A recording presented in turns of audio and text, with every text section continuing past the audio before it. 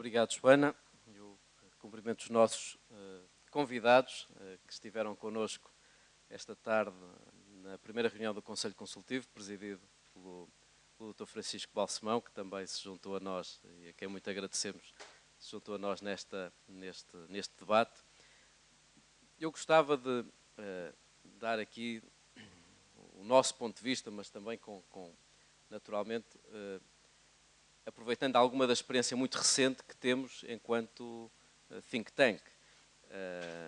E alguns de nós temos dúvidas se verdadeiramente ainda podemos designar-nos por think tank, mas por outro lado, também existem dúvidas legítimas se até não fomos mais longe do que é tradicional um think tank, isto é, em algumas matérias estaremos seguramente aquém, designadamente no financiamento e na profissionalização da nossa estrutura, mas também julgo que ao nível da ambição e do impacto fomos seguramente além. E acho que esta nossa experiência recente em Portugal, desta plataforma para o crescimento sustentável, que tem 8 meses, pode ser útil para o debate que estamos aqui a realizar. E eu gostava de estruturar a intervenção em 3 tópicos, ou em 3 perguntas, sobre o papel dos think tanks. A primeira é porquê, a segunda é como e a terceira é para quê. Porquê é que é tão importante hoje, neste dia, neste ano, nesta década, o papel dos think tanks na Europa, mas em especial em Portugal, porque cada um destes think tanks que participam nesta mesa redonda estão ligados a uma realidade concreta, não são realidades abstratas, estão naturalmente orientadas para a resposta ao problema das pessoas e, portanto, eu não posso, de modo algum, abstrair-me da situação nacional.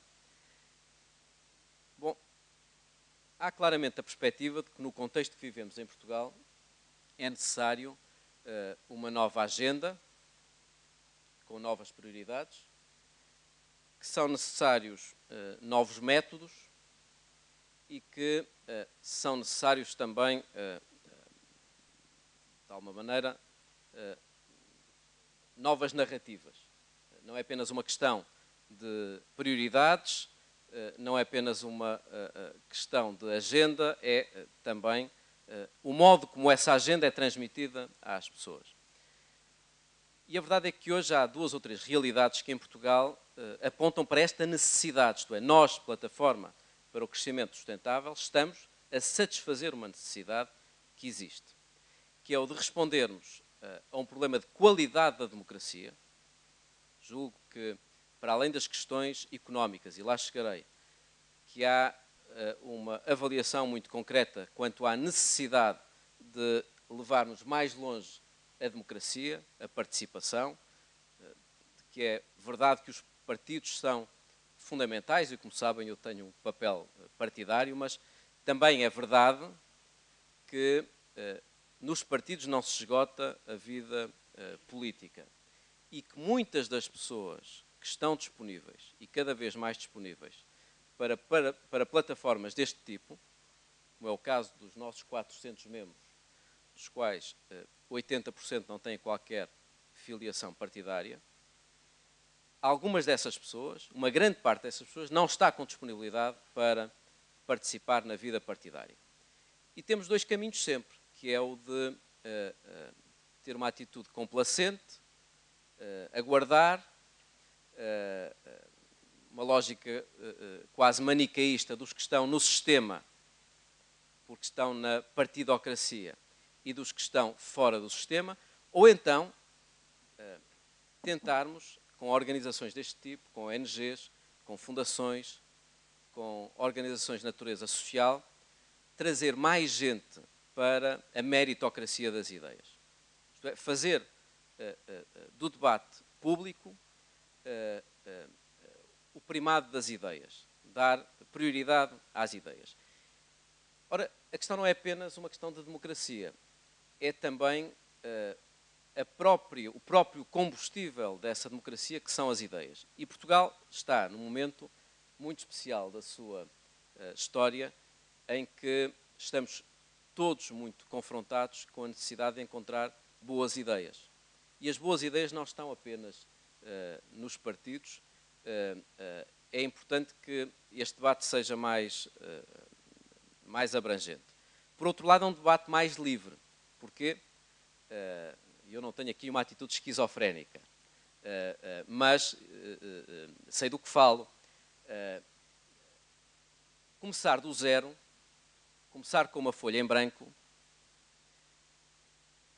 tem algumas vantagens, em especial quando se vivem momentos de encruzilhada histórica. Esta plataforma, como os think tanks, não carregam atrás de si, isso é pena, uma história. Mas, ao mesmo tempo, também tem uma margem de liberdade maior para, perante 4 ou 5 desafios novos, demografia, ruptura ambiental, pobreza extrema no Sul, globalização, de encontrar respostas que possam ser mais inovadoras. Portanto, julgo que isso contribui para a resposta quanto ao porquê é que é tão importante hoje termos think tanks. Em segundo lugar, como? E o método, tenho conversado sobre isto, quer na direção, quer com o Dr. Francisco Balsemão, quer com a mestre Ana Joana Carneiro, o método é tão importante como o conteúdo. A forma de produzir as ideias é em si mesmo um processo de envolvimento das pessoas e de qualificação dessas ideias. Ora, nós temos seguido uma lógica que é o de procurarmos ser independentes, mas não neutrais. Procurarmos ser independentes, mas não inócuos. Procurarmos ter uma agenda livre, mas que tem um sentido de comprometimento. Nós estamos a abrir a nossa cabeça, a abrir o nosso coração, mas estamos também a pôr o nosso nome nas ideias, a subscrevê-las. Por outro lado, em relação ao método, é importante que as ideias sejam science-based, isto é, que as ideias sejam racionais. No momento em que a vida pública e a vida política, muitas vezes, em momentos como os de crise, pode ser empurrada para demagogia, populismo, procurar exacerbar sentimentos ou corporativos, ou nacionalistas, ou de classe, é importante nós termos uma lógica racional na produção de ideias. E nós procuramos nesta plataforma que exista um trabalho analítico que está por detrás de cada uma das propostas. Em terceiro lugar, ainda ao nível do método, nós optamos deliberadamente por ser uma organização, não direi de massas, mas basista. Uma organização que não é apenas partilhada no seu dia-a-dia por um grupo pequeno de pessoas. Nós sentimos que era fundamental estar muito perto daqueles que, na academia, nas empresas, nas ONGs, nos sindicatos, são os líderes alguns são líderes da sociedade portuguesa. E, portanto, o método, a forma de ligação à realidade e às lideranças que existem no terreno tem uma vantagem em termos de representatividade. Nós não acreditamos no corporativismo, mas acreditamos que a qualidade desta plataforma melhorou na medida em que nesta plataforma estão representadas sensibilidades, pessoas, orientações profissionais e ideológicas que são diferentes. Em terceiro lugar, Joana, para quê? Para que serve esta plataforma? Qual é que deve ser o destino de uma plataforma como esta, um think tank, nos dias de hoje? E eu acho que devemos estar essencialmente orientados no tema do crescimento para 3 vetores.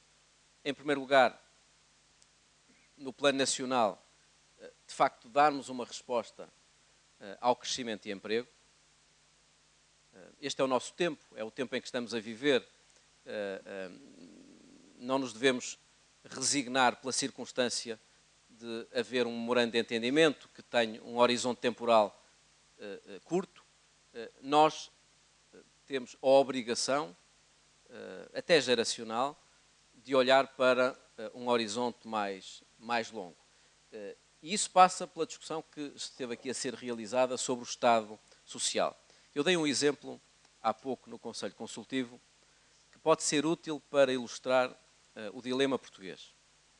O orçamento na saúde, em 1 ano e meio, foi reduzido de 8.600 milhões de euros para 7.500 milhões de euros.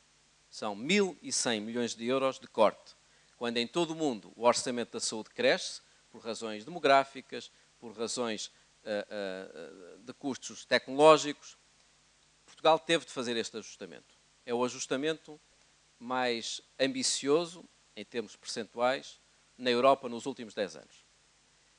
Mas vai ser preciso ir mais longe na próxima década. Logo, a consolidação orçamental vai ter de passar, como nós temos vindo a defender nesta discussão e nesta plataforma, por uma recomposição das funções do Estado e por uma redefinição do Estado Social, garantindo a prestação de serviços, mas numa lógica de maior liberdade de escolha por parte do cidadão e de maior concorrência. Por outro lado, é necessário a tal agenda que olhe para o conhecimento, para a política industrial, para a economia verde, como sendo uma agenda reprodutiva do nosso crescimento. A segunda ambição é a Europa. Esta plataforma foi constituída num contexto europeu ambicioso. E como dizem muitos dos nossos colegas de painel, nós temos dado uma resposta parcelar e atrasada. E é necessária uma resposta integral e em tempo útil. Isto é, assim como temos conseguido responder a problemas específicos da estabilidade do euro, da instabilidade bancária, do sistema bancário, é necessário termos a mesma capacidade para vermos os problemas de uma forma integrada na área económica, na área social e no aprofundamento político. E por isso, nesta plataforma, temos defendido um papel mais ambicioso para a agenda do crescimento na Europa, que passa por um novo papel do BCE e por um autêntico plano Marshall para crescimento e emprego. Finalmente, e é mesmo o último tópico, eu estou a ser o menos disciplinado por estar a jogar em casa, peço desculpa, é o da democracia. Nós temos de aproveitar este tempo, que é um tempo em que as pessoas estão a olhar muito para o bolso, estão a olhar muito para as dificuldades que estão a passar, para não perder de vista a confiança no sistema. Há um risco elevado, como disse, aliás, na fundação da nossa plataforma, o Dr. Balsemão, de em tempos de crise económica, as derivas populistas encontrarem o seu terreno mais fértil. E pior ainda, uma passividade ou um afastamento das pessoas em relação à política. E, portanto, nós defendemos cada vez mais soluções inovadoras ao nível da representação, com novos sistemas eleitorais que aproximem o eleito e o eleitor, com o empowerment do cidadão ao nível dos orçamentos participativos, do voto eletrónico, dos referendos locais, uma forma de envolvimento maior das comunidades, das instituições, na organização do Estado, uma transferência maior de competências do Estado central e local para instituições intermédias, ONGs, organizações sociais, uma forma de assegurar que a política tem uma base científica, mas também uma forma muito determinada de combate à corrupção e a alguma opacidade. E, portanto, eu julgo que a agenda dos think tanks hoje é uma agenda fascinante, mas muito difícil, o que coloca também aos próprios think tanks, em especial aos mais antigos, um certo desafio também de refundação, isto é, não são só os partidos que que têm a necessidade de se refundar, os próprios think tanks veem hoje novos desafios. Caso contrário, think tanks mais recentes, como o do Philippe Londe, podem surgir, e aqui em Portugal outros podem surgir, para substituir o papel que nós temos se não formos competentes. Isto introduz uma lógica muito interessante. Muito obrigado.